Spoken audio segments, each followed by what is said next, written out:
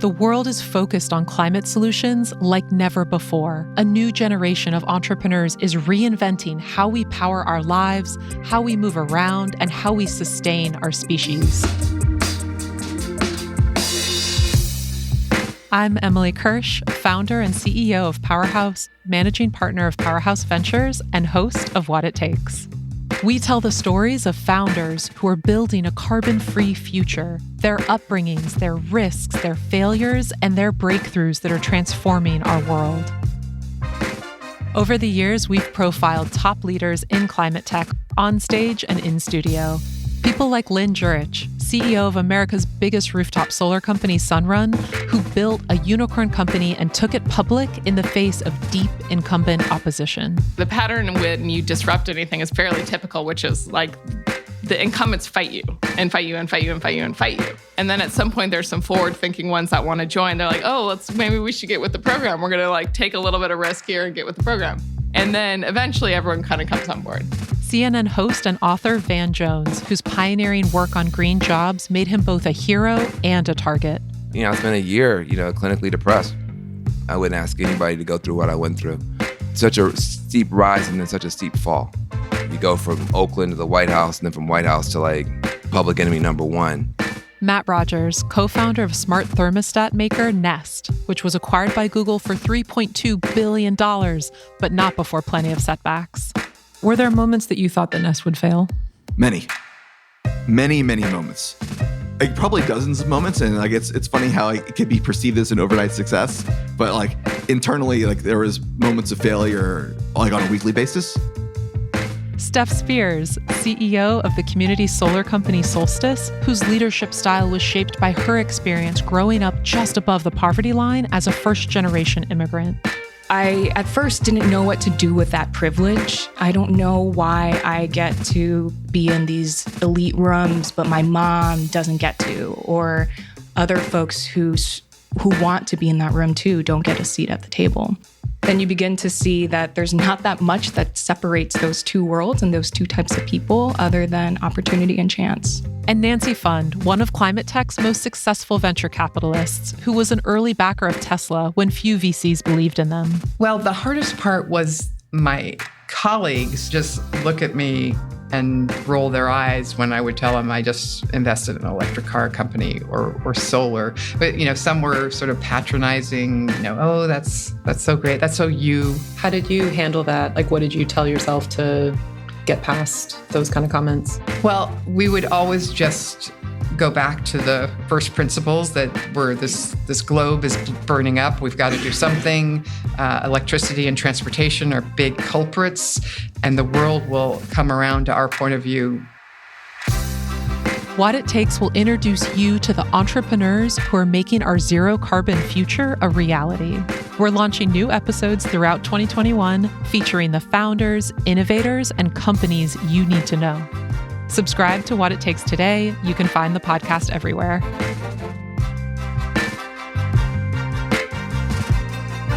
All right. Welcome to What It Takes with American technology entrepreneur, venture capitalist, and energy and environmental policymaker Andy Karsner. I'm Emily Kirsch, founder and CEO of Powerhouse and founder and managing partner of Powerhouse Ventures. This episode of What It Takes was recorded as part of the 2021 MIT Energy Conference, the largest student-led conference in the US focused on energy. I want to give a special thanks to Maggie Cutlip and the whole MIT team who helped make this interview possible. It is an honor to have Andy Karsner with us today. Andy served as the Assistant Secretary for Energy Efficiency and Renewable Energy in the U.S. Department of Energy and was most recently a managing partner at Emerson Collective. Today, Andy serves as the Executive Chairman at Elemental Labs and as a Senior Strategist at X, while also serving on several boards, including the advisory board of the MIT Media Lab. I got to know Andy over the past few years, and he is one of the most passionate, driven, and energetic people I know. Andy, welcome to the show. What an honor to be with you. Thanks for that wind up. And what a great honor to be talking in front of my friends on the island of misfit toys at MIT, where so much great stuff cooks up. Love the description. So we're going to dive right in, starting with your childhood. Your family home was multilingual, multicultural. Your mom is Moroccan and spoke 7 languages fluently. Your dad is the son of first-generation immigrants from Ukraine and Lithuania. What was your childhood like, and what values did you learn from your parents? Ooh, my childhood like, boy, that's one for a psychotherapist. It was, we had a big family. We had a family of 6. We operated as a team. We moved from Air Force Base to Air Force Base, and we're a bit nomadic and, as you said, multicultural. So we were always an oddity everywhere we went, on the plains of North Dakota, the desert of California, or the northern plains of Texas. To have sort of a Jewish Moroccan family that appreciated tagine and tacos and T-bone was kind of a weird combo. And you asked me what values? Is that what you said? Yeah, what values did you learn from your parents? Well, all of them.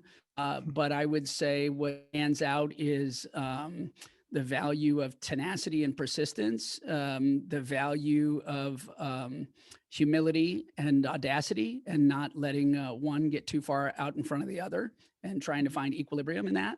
And I would say a deep openness and a commitment to community. My mother had an expression which I teach my children, that there's no such thing as a stranger. There's only the friends you haven't met yet. So the value of every human being was a very big value. And overall, I'd say more importantly now than ever, especially living in Silicon Valley, is they taught us that wealth wasn't defined by the size of our wallets, but by the richness of the people in our lives. Those are some beautiful values. Yeah, I was lucky. I know at an early age you had an appetite for political activism, first advocating for educational reform and later nuclear arms reduction.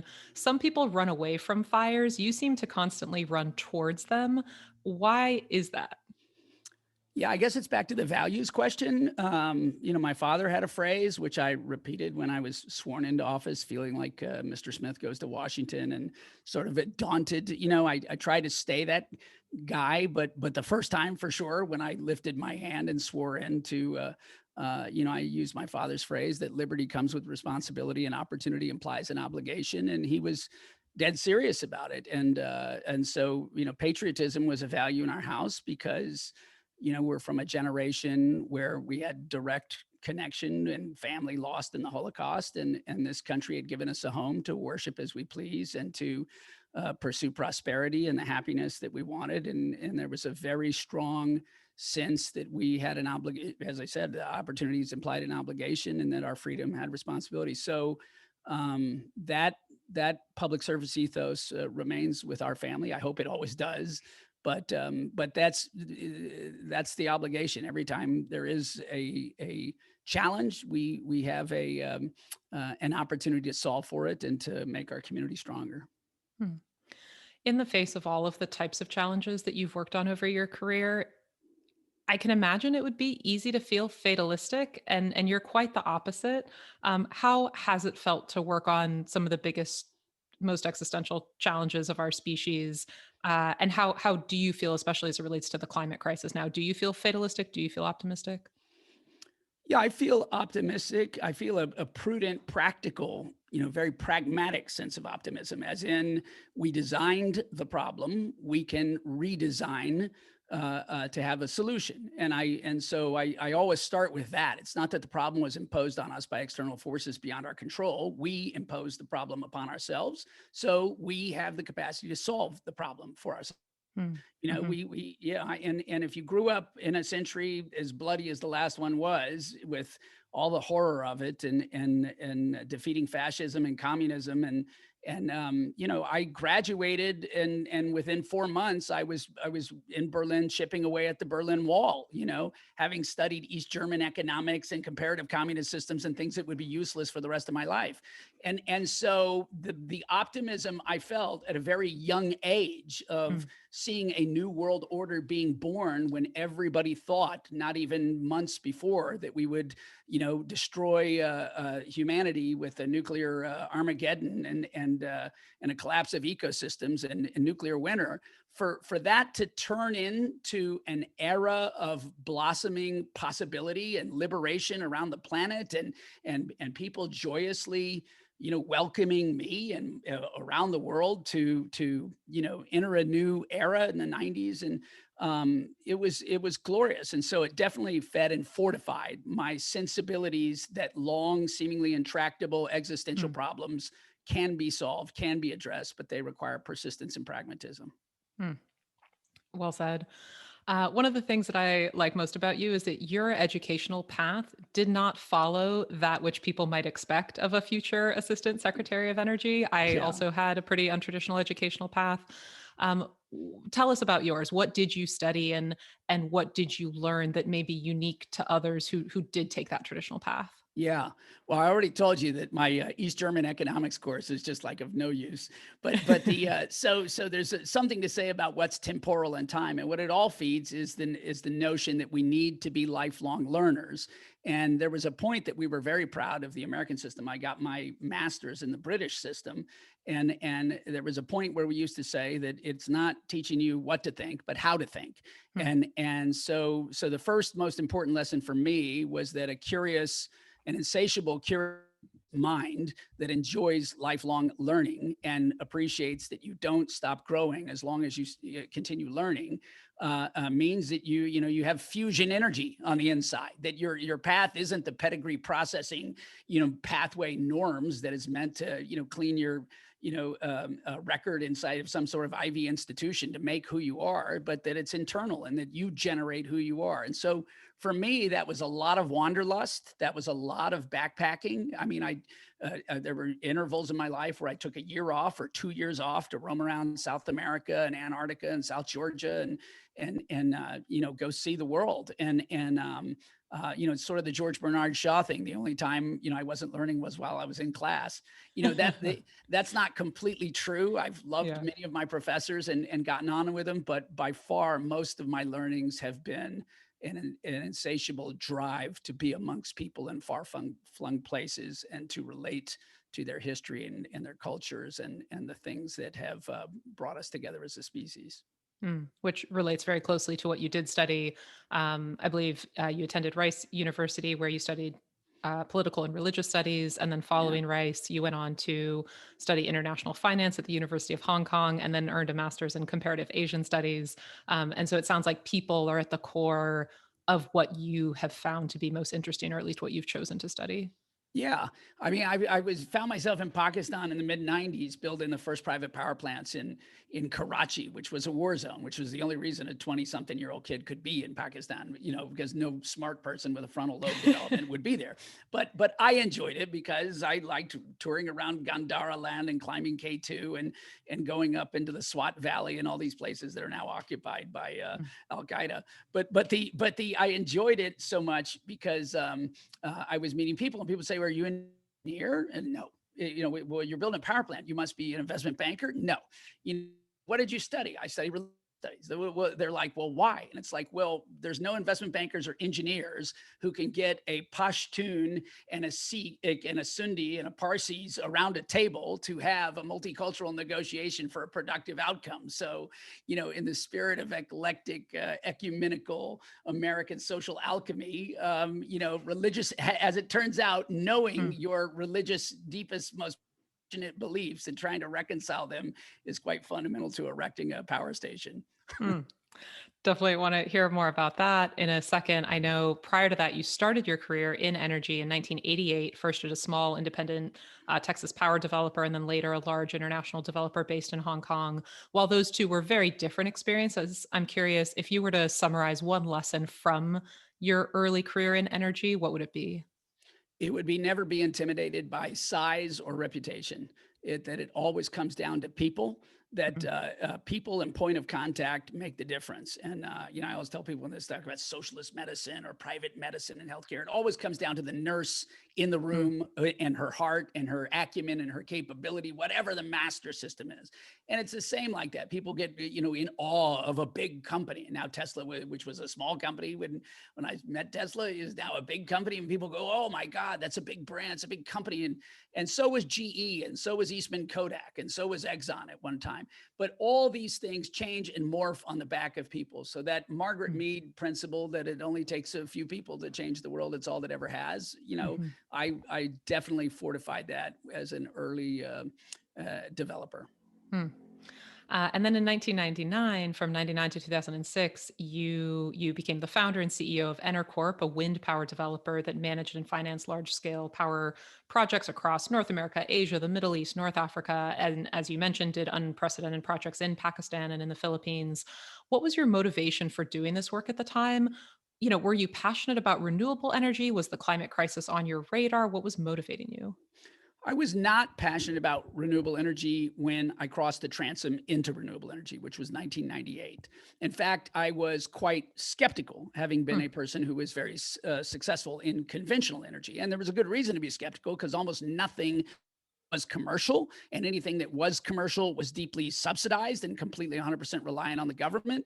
And any of that was of such small and insignificant scale that a conventional power developer would look at that and go, "Really? You want me to do this small stuff when I'm used to doing this big stuff?" And so I was convinced that it was a move that I should make, and I was made an offer I couldn't refuse to do it, because the people thought, well, we need to do this abroad where there's large swaths of places that could do it. And so I bought into the notion that we could supersize the wind industry. And that got me excited, of taking a new technology and looking at it as a first mover. So it wasn't, was it green? It wasn't, is it saving emissions? In 1998, I wasn't really thinking about that much. That was a learning journey when I went into the attributes of the things that I was building. And as I was supersizing them, I was going, holy smoke, this is a lot of non-polluting energy. And but at the time, there was only, German doctors, lawyers, and that were making limited partnerships for 5 megawatt farm-based wind was the largest stuff in the world. And so my audacious idea was that we could make them as big as conventional power plants, and we should stop calling them wind farms. We should call them wind power plants. And I had, so the crazy breakthrough that I had was, which is just ridiculous now in retrospect, but was that I went to all the technologists who were consumed with the Betz curve and the output efficiency and getting their subsidies from Denmark and California. And I said, what if we put these where it's really windy? What if we actually found where it's really windy and we got all that free fuel and we just made unbelievable amounts of them? And they were like, that'll never happen. All the technologists were like, that can't happen. We're going to get our subsidy. We're going to finish the Betz curve, blah, blah, blah. And and there was no wind measurements in those days. There was no wind regimes. So it was such a preposterous idea that the biggest wind, my partners, Vestas, the biggest wind company in the world, thought it was nutty, to think in terms of 200 megawatt wind farms, 400 megawatt wind farms, because there was, and so I decided, you know what, based again on this religious studies and my wanderlust, I decided where people name the wind, it's going to be really windy. So I need to study the indigenous names for the wind, the Chinook winds and the Mistral winds, and where I can find that, I can measure it, we can manage it, we can harness it, and we can sell it to bankers. So that was sort of the basis of Intercorp, was a supervising wind company. That was really what it was meant to be. And then my lesson came in that, in terms of all the beneficence that was being created. Mm-hmm. I love the creative strategy of finding out where the greatest wins are. As a CEO, I'm curious, everyone we've had on What It Takes, who is a founder, has started and led a company, they have come within months, weeks, days, sometimes hours of shutting their doors, myself included. With the entirety of the 7 years that you were leading Enercorp, did you ever think it might fail, and how close did you ever come to failure? Multiple times, and every day until I cashed out. I'm definitely from the Andy Grove school of only the paranoid survive. But No. I mean, I started with the sleeping on the couch, and then I squatted in a corner office in a building that Mick Jagger owned on Wellington Avenue in London, and then I sort of built an enterprise in Casablanca as a hub, and became the agent for Vestas, and because I had a good thing going with Scandinavians for whatever reason, I keep working with Scandinavians. Married one, I ended up becoming their representative in this weird exotic world where Scandinavians are like, oh my God, they have to talk over there and move their hands around and so forth, and eat spicy food. I it was just always a struggle because everything was new. There was no path. It wasn't a venture sort of situation. It was, I characterize it as, like Magellan's crew, like eating shoe leather to get around the world kind of thing. But we and then playing chicken with my much larger partners, with Vestas and RES out of England, McAlpine Engineering, who I ultimately sold it to. I had to play chicken, when they thought you were too small and we're going to buy you out, and I'd be like, you can't buy me out. And with swagger, I'd leave the table, negotiate for 2 or 3 weeks, and be like, please God, let him come back to the table. Please let him come back. Please, I've got to eat, and eventually it did, and it all worked out. But the sweat was always there. Hmm. So fast forward to 2005, George W. Bush nominates you to be the ninth Assistant Secretary of Energy to lead EERE, where you were unanimously confirmed by the Senate. You were not nominated amidst the war on terror, the highest gas prices we had ever seen. Despite those challenges, under your leadership, you grew the budget from $1 billion when you joined to $2 billion when you left. What was it like leading EERE at the time? How did it shape your view on government and the role of government? Well, it was definitely a don't waste a crisis, to quote Rahm Emanuel type of situation. And it was I had a mixed blessing that my father had been in the military for 3 decades and then went on to work for the government. So I had a built-in advisor, but I actually had no experience working in government and the sort of, archaic management practices and the very hierarchical culture, et cetera. I was very lucky that I worked for one of the greatest venture capitalist, polymathic Renaissance men who you'd never hear of because of his humility, and a guy named Sam Bodman, who actually was a grad and a professor and a regent or a trustee at MIT.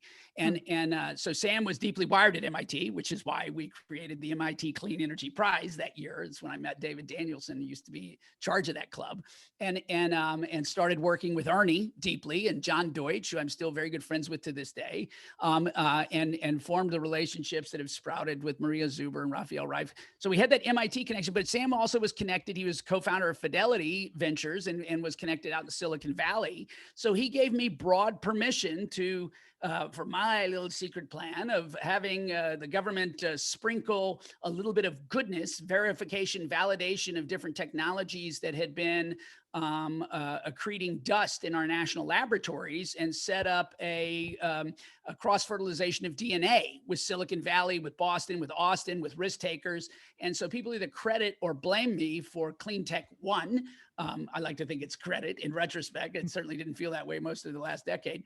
But I remember debating with John Doerr when I first went to Silicon Valley whether we should call it green tech or clean tech and what was most passable and all of this. And I think that it was exciting. It was exciting because I had broad license to problem solve very acute problems in the middle of a war. And I spent my first day, and I took my staff, the civil servants. I saw who would come with me, and I said, we're going to go to Walter Reed Hospital, and we're going to go to see Admiral Mahoney at NOAA, who's in charge of the climate, what we call the blue group or the blue team. And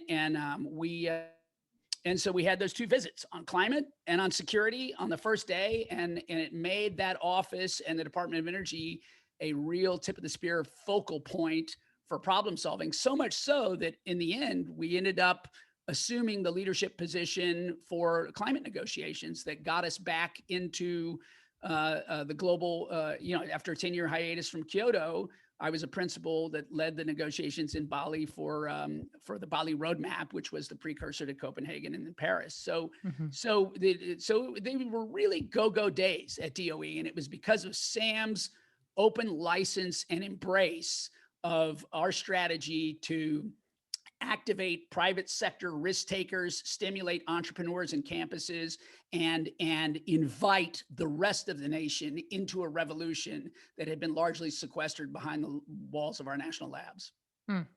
Well said. Um, I know there were so many remarkable days and then so many challenging days. What was the single hardest day at DOE? Gosh, there were lots of hard days.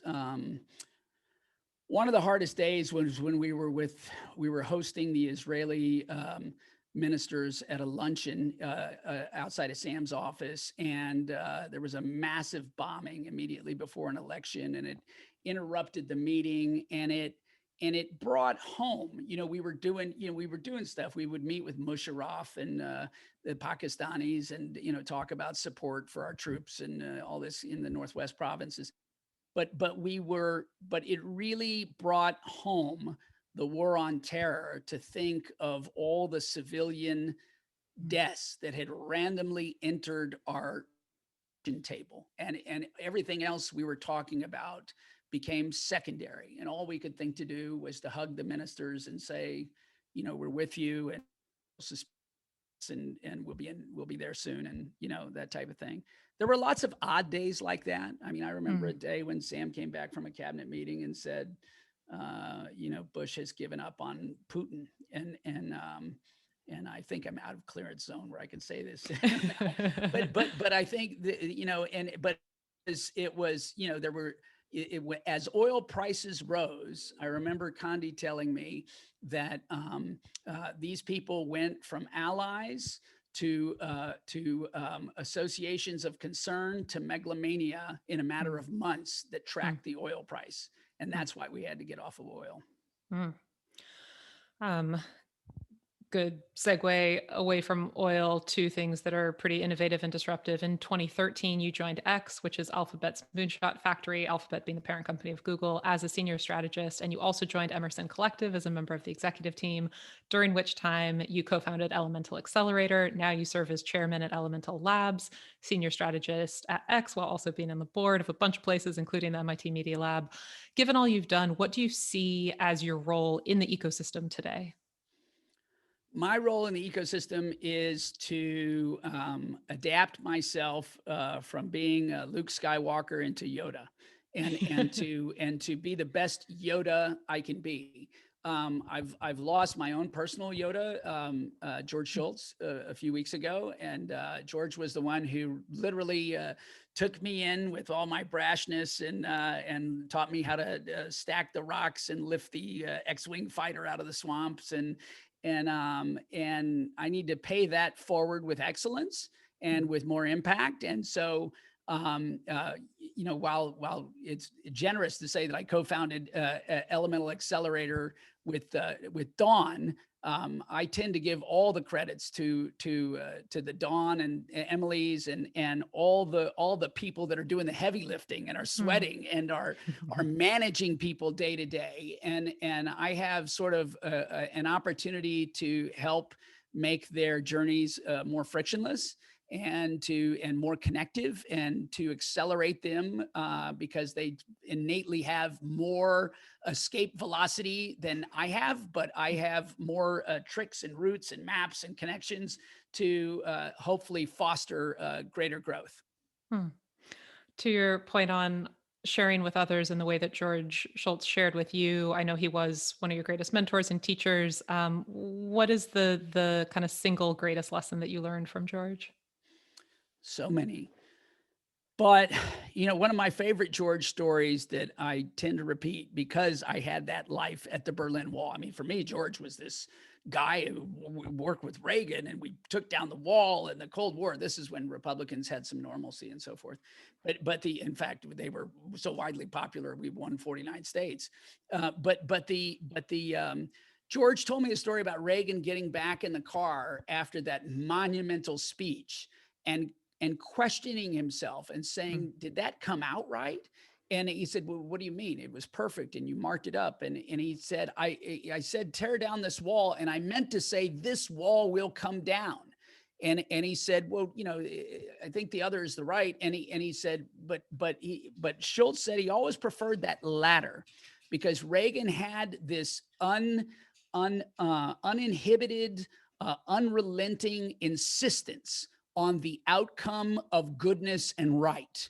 And the assertion that the wall will come down as opposed to challenging somebody else to bring it down, he said, was more Reagan. And he said that's where we have to be. You've got to have your true north and your calibration, and you've got to know that you will achieve the outcome. And that's one of my favorite Schultz lessons, but there's so many. Um, throughout your life, you have been a founder, a venture capitalist, a government official, while also being a partner to your wife and a parent to your 4 daughters. What's it been like being all of those things at once? I guess you've got to ask me, because if you ask them, it'll be a different question. It'll be a different answer. Well, I want to know what you would say and then what they would say. It's been joyfully productive and earnestly ambitious. And at times it begs cognitive dissonance. There were times where I would ask the president's leave and leave the White House and literally run home to my car to get home in time to read to my oldest daughter Caroline at night. And then there have been times where I've missed, a significant family events that will always haunt me, that I don't get those moments back. So there's a degree of cognitive dissonance, but as I said, the public service ethos runs in fact, just the service ethos, it runs really strong in my family. And I have always felt a compelling need to model that, even when I probably didn't model the best Ozzie and Harriet, situation at home, or Leave It to Beaver or whatever. Would they have a similar answer? Yeah, I hope and think that they're proud. Dad, I don't ever ask that from them, and I don't ever try to sway their journey. I have beautiful, unbelievable girls, as any dad would say, but and they're all on different journeys. They're all remarkably different, and even with them now, I'm getting to be a much better Yoda than a Skywalker. Of course, my youngest is raised by YouTube and TikTok, so I'm just a peripheral buyer of hardware for her at this moment. So. All 4 of your daughters have very cool middle names. Could you tell us their middle names and then tell us, are you hopeful for their future as it relates to climate?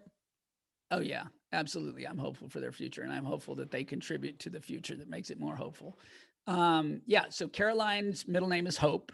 And she was born, she's a 9/11 baby. She literally, Marie and I made the split decision to move to America by coming to New York right when the towers came down. And she was in Stockholm, I was in Casablanca. We met at Heathrow and came to New York when the flight plan was lifted, and we got pregnant. And so Caroline had to be named Hope. And then we thought, well, the rest of our girls, we didn't know how many we'd have, and we didn't know they'd all be girls, but Jenny was Faith, and Julia's Love, and Hannah is Joy. And so, that's a useful reminder of family values. It'll be a useful crib sheet when they have these interviews down the road and somebody says, what were your family values? Hopefully they say, that's my middle name. They can literally say that. Yeah. I know, speaking of family, you've been dealing with a lot in Texas, caring for friends and family. And then it was just last week that nearly 4.5 million Texans were left without power due to an unprecedented winter storm and temperatures that overwhelmed the state's grid and grid usage. Most are back online now, but millions of people are still dealing with the aftermath. The events of last week exposed an energy system that is not prepared for the climate crisis, and we've seen the deadly consequences that lack of preparation has. You've personally been working to just keep your own parents warm and safe over the past 2 weeks. How are you doing with all of that? And then what needs to happen in Texas? Yeah, thanks for asking. It's there's been a fragility. I tell people that growing up in Texas, if you don't like the weather, just wait a few minutes. And it's true, not even a few days after the coldest temperatures I've ever felt here. And I'm talking Antarctica cold, negative 18 wind chill and so forth. We were at 80 degrees, 96 hours later. So you think about an 80-degree swing, It's I mean, wild. it's just unheard of, even for Texas. But I've been through hurricanes in Texas. I've been through, 3 or 4 twisters touching down our homes, unbelievable lightning storms and wind. And I've never been as horrified as losing the heat with my 90-year-old father at home. I mean, that was absolutely a life and death, filling the bathtubs and making sure the candles were, the matches were nearby and the whole thing. So it brings to you how important our industry is. You never notice it unless you don't have it. It's that old, what you want is a cold beer and a warm shower, and you only care if you don't have either. Of course, I've talked with a lot of great Texans like Pat Wood, who was one of the original design architects on the system here, and so much at FERC. And I think that it's the system itself is not as bad as those who are opponents of it would like to paint it. The implementation of the system, the management, the governance, the intelligent execution around the system was poor and flawed and ill-prepared. That doesn't mean you chuck the system, because Texas widely has had one of the best systems, right? And just look at the renewable energy numbers in Texas. There's a reason why it's the #1 most hospitable recipient state to large scale gigawatts of renewable energy investment, right? That system affords it much easier than others. The CREZ, the large renewable energy transmission, is bought up into this market-based system, et cetera. Other states, that we should have that nationally. But that's the point, that electrons and Americans really shouldn't be insulated to such a degree by state and political jurisdictions, and certainly not by ideological preferences. We really need to have ubiquitous, fungible, universal, equitable access to clean, affordable, secure energy. We have the technological means, we have the capital, available. Well, the only thing we haven't had is the sufficiency of leadership and vision, the type of stuff that brought us, the Hoover Dam or Grand Coulee, which, you can argue about in hindsight of like, we should take them down, this and that and the other. But in 1910, when we were building out the West, this is grand vision. Our railroads were grand vision. The interstate highway system is grand vision. So staying with the balkanized, not interconnected 3 grids and pretending that we're in different countries is not a healthy way for Americans to be at a time that we should be binding up the wounds of the nation and finding ways to become closer. But we need somebody to step up on that. I'm hopeful that maybe some of the listeners today will. It's not even too late for my generation. But one of your earlier questions about fundamental optimism. We live in such a new era of self-doubt that it is alien and unfamiliar to me. And so I'm always looking for the builders, the people who don't let the rocks in the pathway define their route, that they basically say, we're going to go over or under, around or through, and so I think we can get there. And I'm not worried about the Texas grid. I think Texas has the best market-based system. But a market-based system is not tantamount to a strategy. You need a public strategy that cares for the contingencies.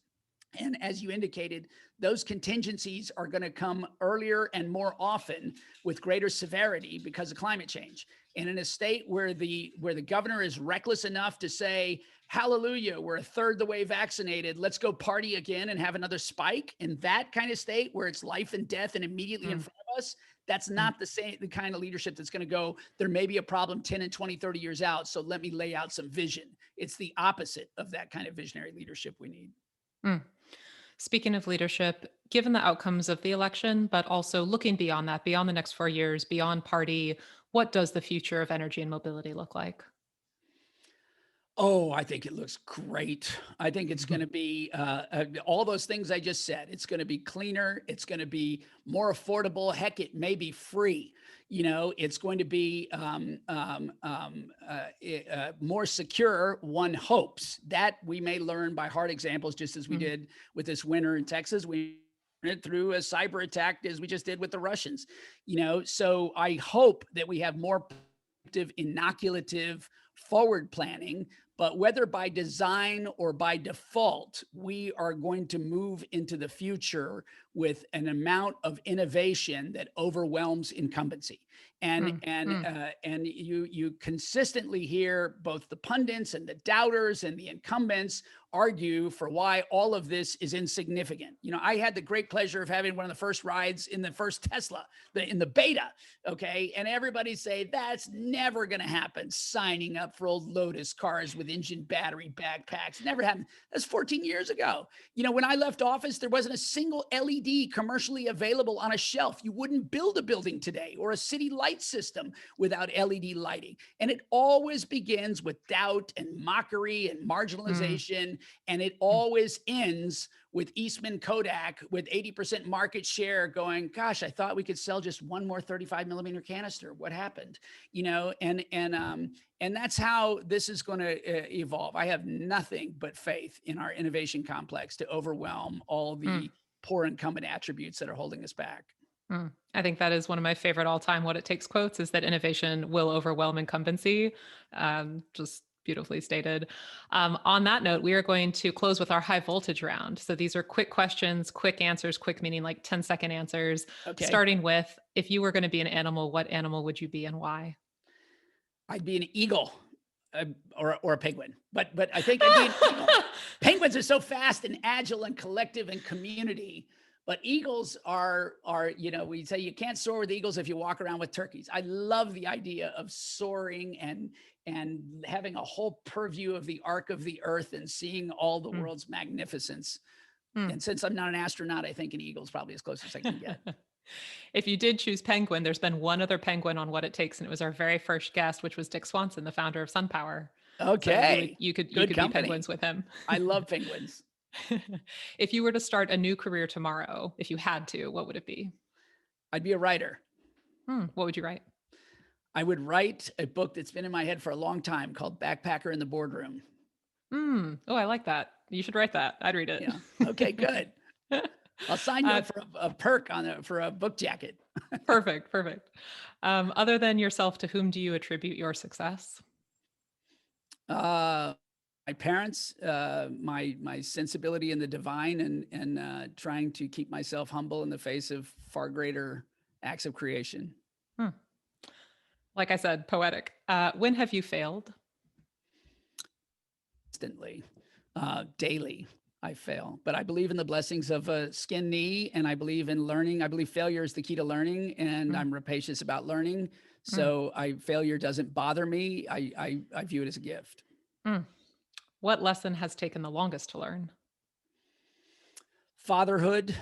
I'm still learning, and I don't think I'll stop learning to the day I die, but it's, the Peace Corps used to have a great commercial. It's the hardest job you'll ever love. And it's that, and I'm still learning. What's the best investment you've ever made? The best investment I've ever made commercially would probably be Nest.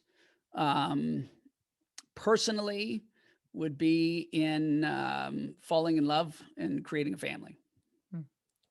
What is something that you thought was true that you no longer believe? What I thought was true that I no longer believe is that there can be a universal system of human organization, that the principles that I so deeply and devoutly believe in about personal freedom and liberty are universal and as are the human rights for them, but that the adaptations and the cultural morphing of those things is necessary for them to yield the best outcomes. When are you your best self? I am my best self when being productive and helping others and being alone and still in nature, in ecosystems that are larger than me and that I do not control. What is your worst trait? My worst trait is, well, I got a lot of those too. I would say it's an impatience that is becoming less worse over time, but is still, I am impulsively about time management. If you could change one thing about the world, what would it be? If I could change one thing about the world, what would it be?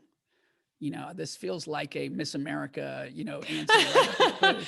Don't worry, you're winning. Yeah, because I'd say world peace is, certainly up there. But I think whatever language it is, I'd have everyone automatically know it, even if it was a second language for everyone.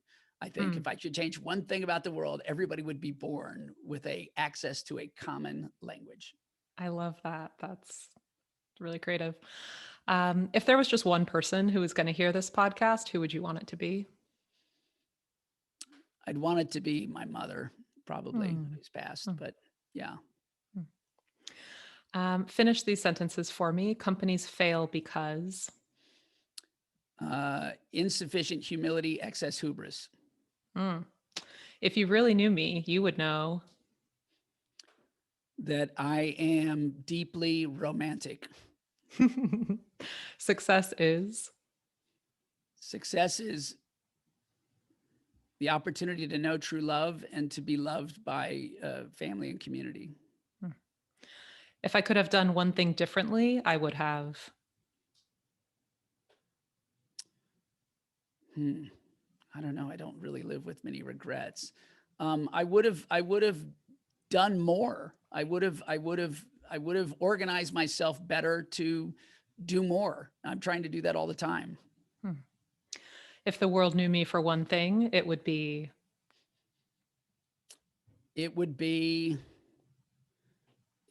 my belief that there's goodness in everyone. Last question. To build a successful company, what it takes is persistence. Andy, that concludes this recording of What It Takes. I am a huge fan of yours. I'm deeply grateful that you're willing to do this. And thank you for being in the world and doing everything you've done and everything you will do. So mutual. I'm so honored to be asked, and I'm so honored to have a chance to talk to my friends at MIT and hope that somebody will DM me or look me up so that when I come to MIT, they'll go, oh man, I heard your podcast with Emily and I want to show you my super cool invention from the Island of Misfit Toys. Love it. Love it.